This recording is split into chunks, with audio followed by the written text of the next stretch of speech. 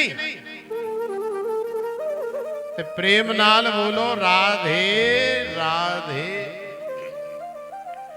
तो देखो श्री सूत जी महाराज ने और श्री सुखदेव जी महाराज ने आगे पांडवों का चरित्र श्रवण कराया, पांडवों की कथा सुनाई, महाभारत का युद्ध श्रवण कराया। दुर्योधन की जंघा टूटी पड़ी है। यदा मृधे कौरव सृंजयानाम, किस प्रकार से दुर्योधन पड़ा हुआ है। अश्वत्थामा आया, अश्वत्थामा को दुर्योधन ने भेजा और पांडवों के धोखे में द्रौपदी के 5 बालकों के सिर कलम करके ले आया। और फिर अर्जुन ने अश्वत्थामा को पकड़ करके, भीमसेन ने, अर्जुन ने, द्वारिकाधीश ने किस प्रकार से उसे दंडित किया, अपमानित किया। अब वैसे तो उसका वध ही कर देना चाहिए, मार ही देना चाहिए, क्योंकि हत्या करने वाले की सजा केवल हत्या ही होनी चाहिए। ऐसा नहीं है कि किसी ने किसी की हत्या कर दी तो जेल में डाल दिया और आराम से दाल रोटी खा रहा है, ऐसा नहीं।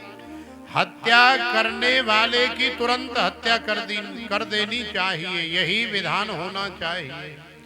लेकिन भगवान ने दया करी, चल कोई बात नहीं, सुधर जाएगा। लेकिन भैया अश्वत्थामा कुछ दिन तो सही रहा, लेकिन फिर से उसके अंदर पांडवों के प्रति ईर्ष्या रूपी अग्नि भड़की और आज फिर अश्वत्थामा ने ब्रह्मास्त्र का प्रयोग कर दिया। उत्तरा के गर्भ को नष्ट करने के लिए ब्रह्मास्त्र चलाया। लेकिन उत्तरा द्वारिकाधीश की शरण में चली गई तो द्वारिकाधीश ने उत्तरा की रक्षा करी, ब्रह्मास्त्र के तेज को नष्ट किया और उसी उत्तरा के गर्भ से राजा परीक्षित ब्रह्मरात का जन्म हो गया। परीक्षित महाराज का आगमन हो गया। धीरे धीरे राजा परीक्षित बड़े हुए। पांडव जो है वृद्धावस्था को प्राप्त हुए, सो ही पांडवों ने राजा परीक्षित को बड़ा होता हुआ देखा तो राज्याभिषिक्त कर दिया और अब राजा परीक्षित बन गए। तो पांडवों ने अपने राजपाट को छोड़ करके अरण्य का माने जंगल का रास्ता पकड़ा। सब लोग अपने अपने रास्ते चले गए। कोई स्वर्ग चला गया, कोई वैकुंठ चला गया, कोई गोलोक चला गया, कोई कृष्ण लोक चला गया, कोई शिवलोक चला गया। तो सारे पांडव और द्रौपदी सब पधार गए और अब राजा परीक्षित का ही राज चल रहा है। सारी सृष्टि में राजा परीक्षित एकमात्र चक्रवर्ती सम्राट है। राजा परीक्षित बड़े धर्मात्मा हैं, बड़े पुण्यात्मा हैं, बड़े अमलात्मा हैं। लेकिन महाराज राजा परीक्षित से आज एक भूल हो गई कि जब जंगल में शिकार खेलने के लिए गए थे तो एक दुष्ट जरासंध का मुकुट उनके खजाने में रखा हुआ था। उस मुकुट को लगा करके चले गए और उसी मुकुट को लगाने से कली काल का प्रभाव हो गया। कली काल राजा की मति में, बुद्धि में, सिर में सवार हो गया। राजा इतनी दूर सुदूर जंगल में चले गए कि वापस आने में कई दिन लगने थे। भोजन पानी सब समाप्त हो गया और आज राजा को जब बड़ी जोर से भूख लगी है, प्यास लगी है, तो राजा छटपटाए, बिलबिलाए। देखो जब बहुत जोर से भूख लगती है ना, पेट में चूहा बिल्ली कूदते हैं, तो उस समय ऐसा लगता है कि भैया कहीं से भी कोई भी ईंट पत्थर रोड़ा, अरे कुछ भी मिल जाए उसी को खा करके किसी तरह से जान बचाई जाए। क्योंकि ज्यादा भूखा रहने से प्राण भी निकल जाते हैं, चक्कर आते हैं, सिर दर्द होता है और बेहोशी की अवस्था भी हो जाती है और फिर प्राण भी पधार जाते हैं। तो राजा के अब समझ लो कि प्राण हलक में आए हुए हैं। राजा बड़ा चिड़चिड़ा हो रखा है। राजा आज एक आश्रम में पधारे। आश्रम में एक ऋषि को देखा, जा करके याचना करी, हे महात्मा जी, हे गुरु जी, हमें बड़ी जोर की भूख लगी है। तो देखो ये आश्रम और ये ऋषि कोई और नहीं, ये हैं श्री शमीक मुनि जी महाराज। तो समीक मुनि जी महाराज के आश्रम पे पधारे, लेकिन समीक ऋषि जी महाराज समाधि में हैं। उनकी तरफ से जब कोई भी रिस्पॉन्स नहीं मिला तो राजा को क्रोध आ गया, गुस्सा आ गया और फिर राजा ने अनेकों प्रकार की उल्टी सीधी बातें समीक ऋषि के सामने कही। अब कोई उनका शिष्य छोटा सा नन्हा सा बालक कहीं दुबक करके सुन रहा था, तो राजा अनेकों प्रकार की खरी खोटी सुनाते हुए और रास्ते में एक मरा हुआ सर्प पड़ा था, उस सर्प को अपने बाण से उठाते हुए समीक ऋषि के गले में डाल करके चलते बने। और इधर समीक ऋषि का पुत्र है ऋषि कुमार श्रृंगी, जो कि कौशिकी नदी में इस समय स्नान कर रहा था। और उस बालक ने जब जाकर के बताया तो बालक श्रृंगी को बड़ा भयंकर रोष हुआ, बड़ा क्रोध आया और बालक श्रृंगी ने कौशिकी नदी का जल लेकर के श्राप दे दिया कि हे कुलांगार परीक्षित, तूने हमारे पिता का, तूने साधु संत का अपमान किया है। तू अपने पांडव कुल का पहला ऐसा कुलांगार है जिसने ऐसी धृष्टता की है, अन्यथा पांडव कुल तो हमेशा से साधु संतों का सेवी रहा है। लेकिन महाराज ये सब भगवान की इच्छा से हो रहा है, इसमें राजा परीक्षित का भी कोई दोष नहीं है। श्राप दे दिया कि जा, तूने ये जो तक्षक नाग मेरे पिता के गले में डाला है, यही नाग तुझे आज से ठीक 7वें दिन तुझे काटेगा और इसी के काटने से तेरी मृत्यु हो जाएगी। तो राजा को श्राप लग गया और फिर कुछ ऋषि कुमारों ने आकर के राजा को बताया, तो राजा को बड़ी प्रसन्नता हुई कि चलो कम से कम हमें पता तो लग गया कि हम अब 7 दिन तक नहीं मर सकते, चाहे धरती फट जाए, आसमान टूट जाए, प्रलय हो जाए। ऋषि कुमार ने कह दिया है कि तू 7वें दिन मरेगा, तो 7 दिन से पहले तो स्वयं यमराज धर्मराज भी हमें ले जाना चाहे इस दुनिया से तो भी नहीं ले जा सकते। तो कम से कम हमें 7 दिन की गारंटी तो मिल गई जीने की। तो 7 दिन तो महाराज बहुत होते। यदि कोई अपना कल्याण करना चाहे, कल्याण का मार्ग प्रशस्त करना चाहे, तो भैया एक पल में ही कल्याण हो जाता है। 7 दिन तो बहुत बड़ी बात है।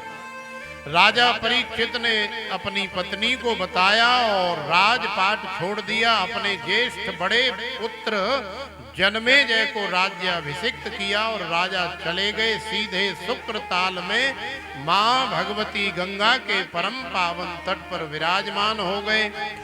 सारे संसार के सज्जनों को, ऋषि मुनियों को जब पता लगा तो बड़ा कष्ट हुआ कि अब हमारी रक्षा, हमारी सेवा कौन करेगा, हमारा ध्यान कौन रखेगा, क्योंकि राजा बड़े धार्मिक हैं, राजा बड़े सत्यवादी हैं, राजा बड़े संत सेवी हैं, धर्मनिष्ठ हैं, सत्य प्रतिज्ञ हैं। अब ये तो कली काल के कारण जो है राजा की मति भ्रमित हो गई, जो राजा से ऐसा कृत्य हो गया। कम से कम 20 से 25 हजार बड़े बड़े महात्मा, बड़े बड़े अमलात्मा, बड़े बड़े ऋषि मुनि आए। हे राजन, आप हमें बताओ, हम आपकी क्या मदद करें, आपका हम क्या सहयोग करें। तो राजा ने बड़े बड़े ऋषि मुनियों से जो पूछा है वो हम आपको बताने जा रहे हैं। भैया, ये केवल राजा का ही प्रश्न नहीं, अपितु जनमानस का है, हर जीव के हृदय का ये प्रश्न है, ये भाव है कि अतः पृच्छामि संसिद्धिं योगिनां परमं गुरुं पुरुषस्येह यत् कार्यं म्रियमाणस्य सर्वथा।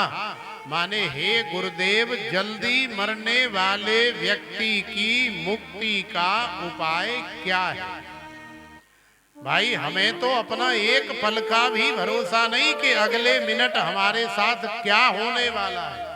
राजा के पास तो भरोसा है, 7 दिन से पहले भगवान भी नहीं मार सकते। लेकिन हमारा तुम्हारा क्या भरोसा है कि आज रात को हम सोए, प्रातः काल कल हमारी आंख खुले या न खुले। अभी हम कहीं रास्ते से जा रहे हो, न जाने क्या हमारे साथ दुर्घटना घटित हो जाए, न जाने। अरे भैया, कितने लोग, कोई 40 का है, कोई 45 का है, रास्ता चलते चलते गिर पड़े और सीधे गोविंदाय नमो नमः हो गई। बाद में उठा के ले गए, चेकअप कराया कि भैया क्या हुआ, तो डॉक्टर ने कह दिया हार्ट फेल हो गया। तो आजकल ऐसी ऐसी बीमारी चल रही है कि 1 सेकंड में ही गोविंदाय नमो नमः हो जाती है, पता भी नहीं लगता है। जो अगले 100 वर्ष की प्लानिंग करके बैठे थे, ऐसा करेंगे, ये कारोबार करेंगे, वो बिजनेस करेंगे, फिर हमारे बाल गोपाल ये करेंगे, वो करेंगे, तो देखो जो अभी कल प्लानिंग कर रहे थे वो आज पधार गए। तो यदि उन्हें पता होता कि अगले 50 वर्ष हम जिएंगे तो कुछ करते। लेकिन महाराज, हमारे जीवन का, क्योंकि जीवन क्षण भंगुर है, पता नहीं कौन से क्षण में ये शरीर भंग हो जाए, नष्ट हो जाए, हमें नहीं पता है। कई हमारी जान पहचान के भी बहुत सारे ऐसे लोग होते हैं कि कई बेचारे बाथरूम में नहाने के लिए गए, वहीं लुढ़क गए, वहीं गिर गए और गोविंदाय नमो नमः हो गई। बाद में पता लगा कि उन्हें हार्ट अटैक आया था, इसलिए सीधे पधार गए। तो सोचो, कोई बाथरूम में नहाने के लिए जा रहा है तो वो ये सोच के जा रहा है कि मैं अब सीधा ऊपर जाऊंगा नहा के। कोई रास्ता चल रहा है या कोई गाड़ी चला रहा है तो वो ये सोच करके चला रहा है कि मुझे जाना है। तो भैया, जीवन का कोई भरोसा नहीं है, कोई पता नहीं है। यदि हम आज जीवित हैं तो हमें आज ही भगवान का भजन करना चाहिए, आज ही हमें नाम लेना चाहिए। कथा हो रही है तो कल चले जाएंगे, अरे 7 दिन होगी भैया, कल चले जाएंगे। अरे आज नहीं गए तो कोई बात नहीं, फिर कल चले जाएंगे। तो भैया, कल का क्या भरोसा है? कल आप इस दुनिया में रहे या न रहे, यदि आज हैं तो आज ही कथा सुन लो, यदि आज हैं तो आज ही संत सेवा, ब्राह्मण सेवा, गौ सेवा, देश की, राष्ट्र की, समाज की सेवा कर लो। अरे कल का क्या भरोसा है? काल करे सो आज कर और आज करे सो अब, परमे परले होएगी बहुर करेगो कब। तो समय का कोई भरोसा नहीं, इसलिए जब हमारे मन में कुछ अच्छा करने का संकल्प जागृत हो जाए तो हमें देर नहीं करनी चाहिए, टालना नहीं चाहिए, हमें तुरंत कर लेना चाहिए। लेकिन पता नहीं भैया, हम तो गला फाड़ फाड़ के चिल्ला चिल्ला के यहाँ मर गए, पर तुम्हारे गल अंदर वर्दी नहीं। अपने पितर पूर्वजों के फोटो तो तुम लोगों ने इतने रख दिए वहां लाके, अब उन्हें पूजेगा कौन, उन्हें प्रणाम कौन करेगा, उन्हें धूप दीप पत्र पुष्प तिलक चंदन कौन करेगा? हम करेंगे। हमने ठेका ले रखा है। और यदि मान लो कि हम तुम्हारे ऊपर दया करके कृपा करके कर भी दें तो भी उन्हें संतुष्टि नहीं होगी, उनकी प्रसन्नता नहीं होगी। वो तुम्हें कोसेंगे, तुमसे नाराज रहेंगे कि देखो जो हमारा अपना ब्लड है, जो हमारा ब्लड रिलेशन वाला है, वो खर्राटे लेके सो रहा है और वृंदावन से आए हुए ये ब्राह्मण, ये साधु संत बेचारे जो है हमें धूप दीप करने में लगे हुए, हमारा पूजन करने में लगे हुए।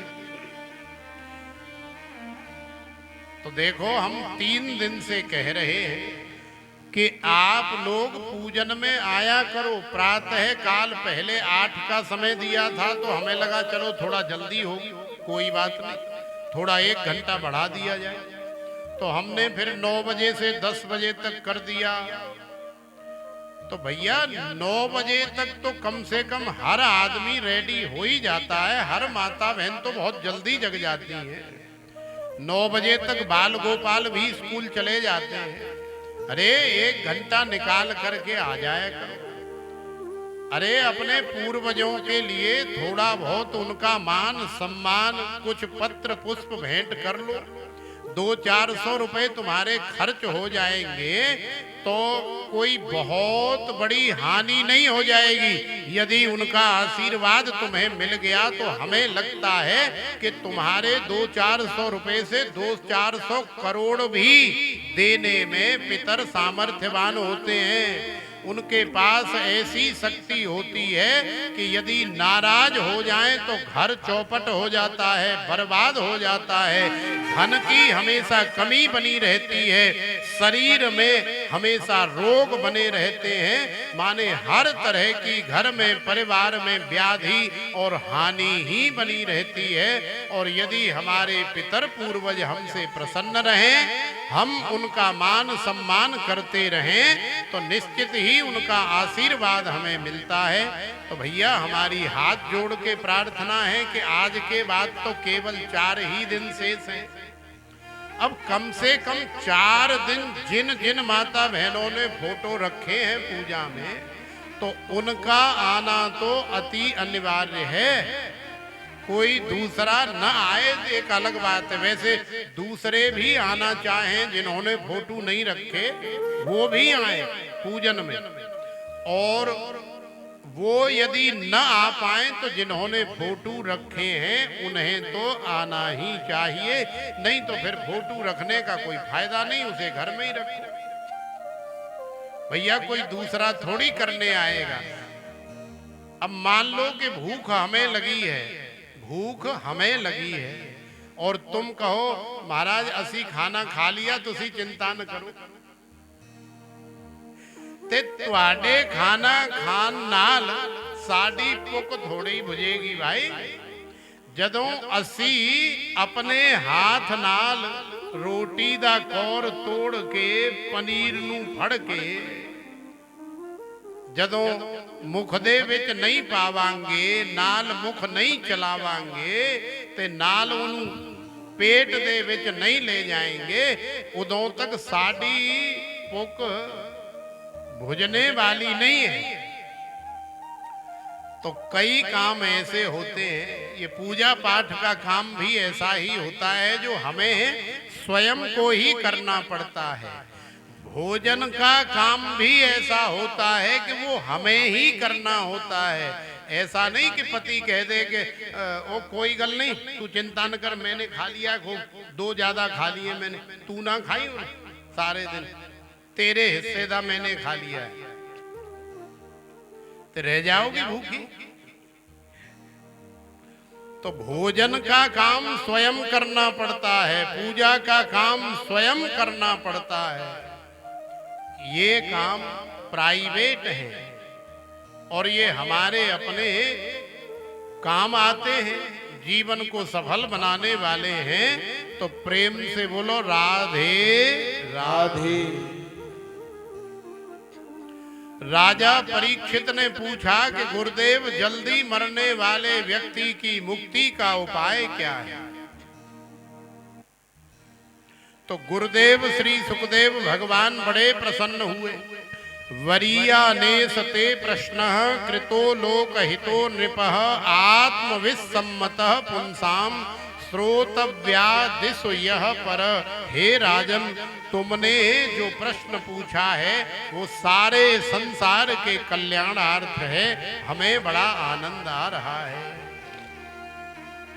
गुरुदेव श्री सुखदेव जी महाराज ने अनेकों प्रकार के मार्ग बताए, ध्यान योग बताया, कर्म योग बताया, समाधि योग बताया, प्राणायाम, प्रत्याहार, धारणा बताई और तस्माद भारत सर्वात्मा भगवान ईश्वरो हरि श्रोतव्यः कीर्तितव्यश्च स्मरतव्यश्च चेच्छता भयम।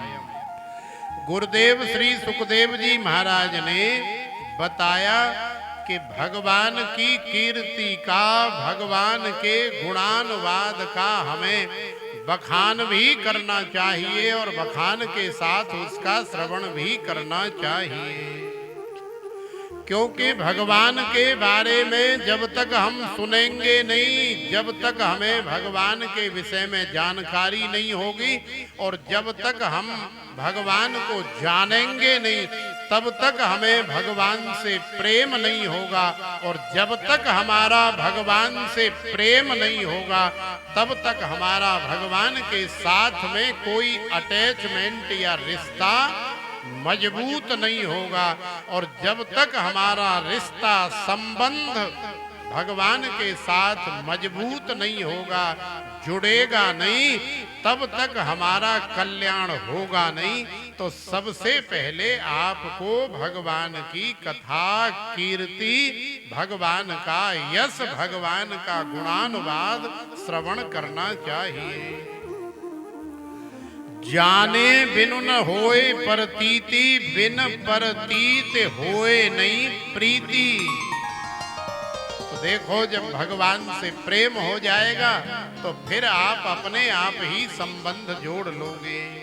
कोई भगवान को माता बना लेता है, कोई भगवान को पिता बना लेता है, कोई भगवान को भाई, कोई बंधु और कोई भगवान को सखा बना लेता है, कोई भगवान को पति भी बना लेती है और कोई भगवान को पत्नी भी बना लेता है।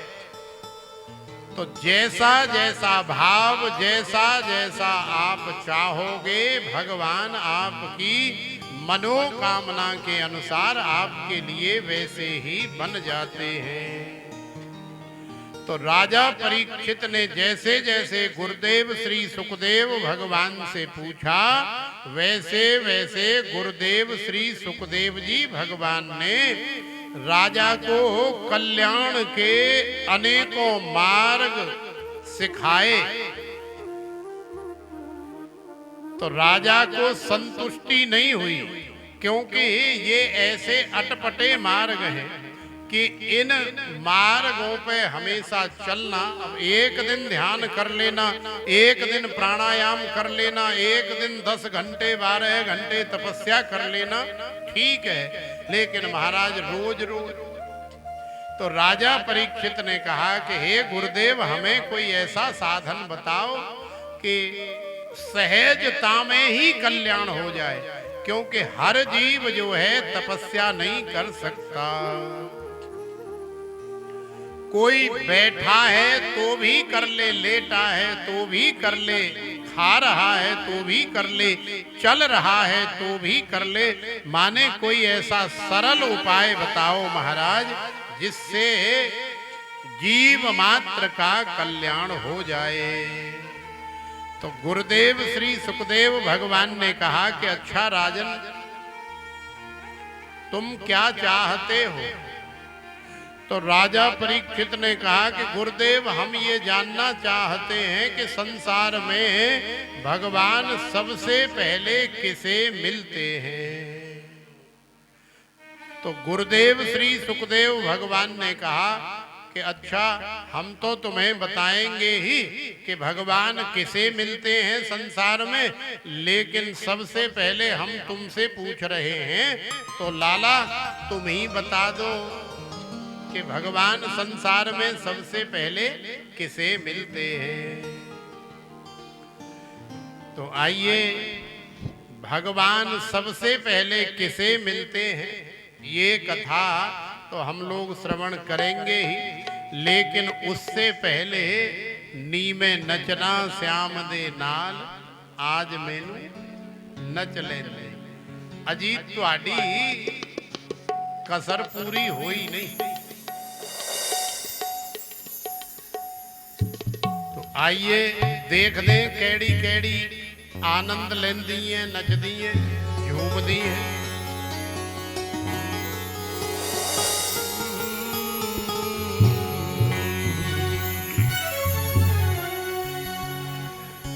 में नचना श्याम दे नाल आज मैनू नच लेंदे। नी में नचना श्याम दे नाल आज मैनू नच लेण दे। नी में नचना श्याम दे नाल आज मैनू नच लेंदे। नचना श्याम दे नाल आज मैनू नच लेण दे। नचना श्याम दे नाल आज मैनू नच लेंदे। मैं नचना श्याम दे नाल आज मैनू नच लेण दे। नच लेंदे री मैनू नच लेण दे।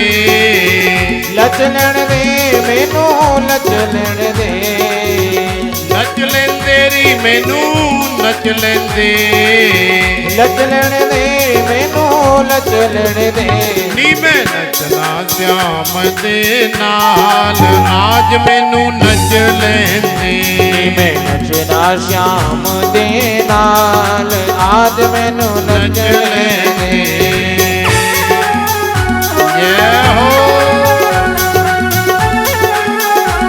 झूमते हुए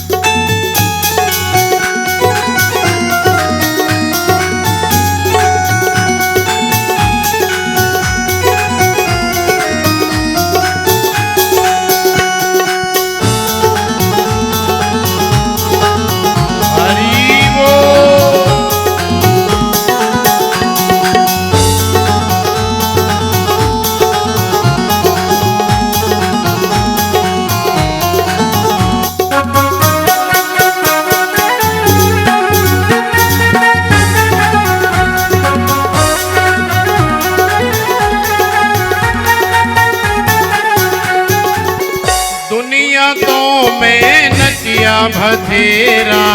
दुनिया तो मैं नचिया बथेरा।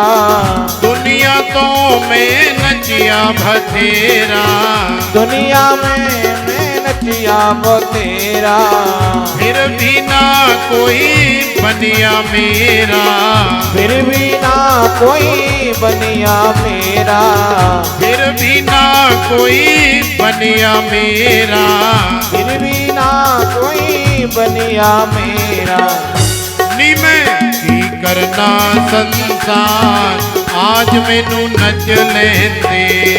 की करना संसार आज मैनू नच लैण दे। नी मैं नचना श्याम दे नाल आज मैनू नच लैण दे। नचना श्याम दे नाल आज मैनू नच लैण दे।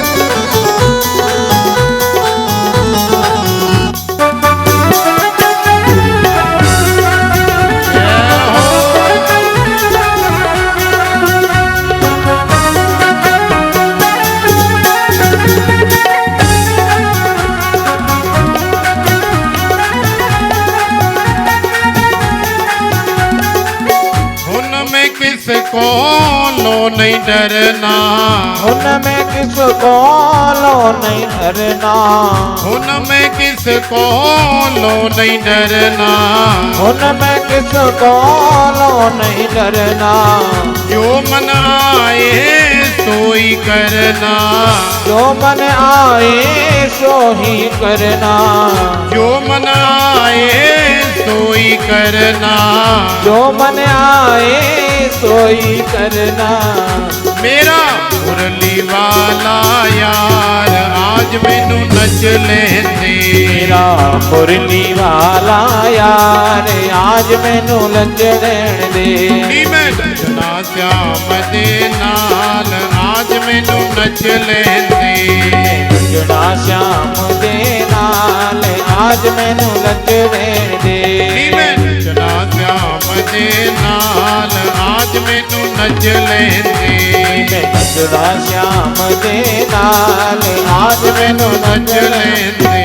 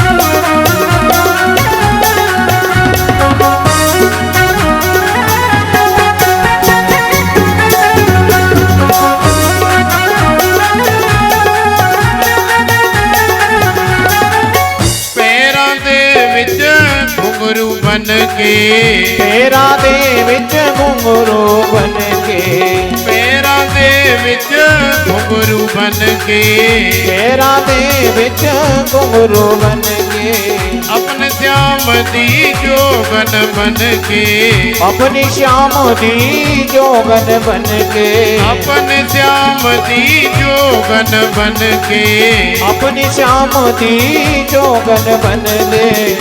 अखां लालियां उस दे नाल आज मैनू नच लेंदे, अखां लालियां विच दे नाल आज मैनू नच लेण दे। नी मैं नचना श्याम दे नाल आज मैनू नच लेंदे, नचना श्याम दे नाल आज मैनू नच लेंदे।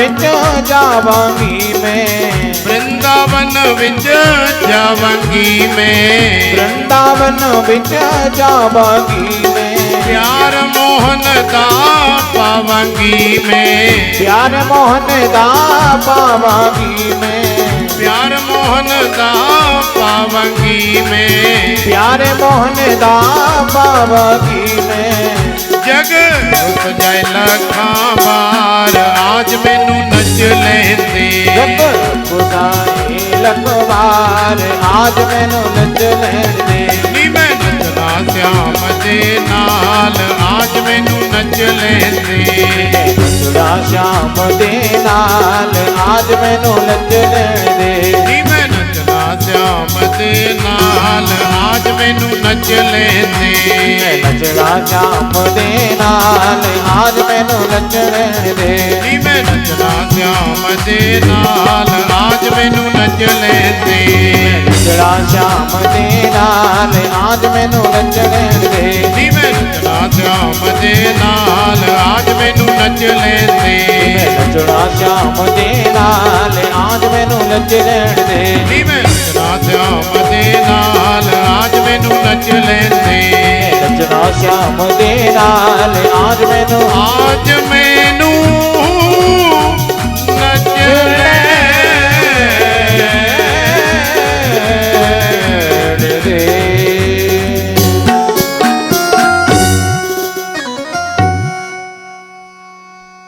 जय जय श्री राधे श्याम ते नीवे नचना श्याम दे नाल आज मैनू नच लेंदे हुण ते माड़ी जी तसल्ली होई होनी है